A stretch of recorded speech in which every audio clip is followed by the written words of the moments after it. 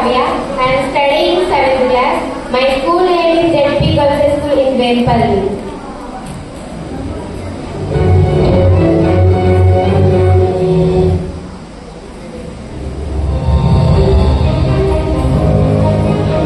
పోషకుడని పేరొందిన గణపతి దేవుని అగ్ర కుమార్తెను నేను యుద్ధంలో కాలు మోపితే శత్రువులు తోకముడుస్తారు.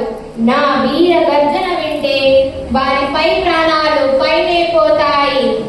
నేను యుద్ధంలో వీర విరహం చేస్తుంటే ముందు చూస్తే రుద్రమ్మ, వెనుక చూస్తే రుద్రమ్మ, ప్రక్క చూస్తే రుద్రమ్మ, ఎటు చూసిన రుద్రమ్మే అంటూ శత్రువులు పరుగులు తీస్తారు.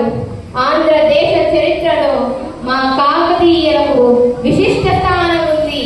మా తండ్రి గణపతి దేవుడు నాకు ఒక పక్క సంగీత సాహిత్య విద్యలతో పాటు మరో పక్క రాజనీతి కూడా నేర్పించారు. మా తండ్రి యుద్ధంలో ఒక్కొక్కరిని ఓడిస్తూ ముందుకు వెళుతుంటే దేవగిరి రాజు నా మీద కత్తి దూశాడు. నేను పురుషుడి వేషంలో విజృంభించి విజయాన్ని సాధించాను. ఆంధ్రదేశ చరిత్రలో నా పరిపాలన కాలానికి ఒక స్వర్ణ యుగంగా భావించారు.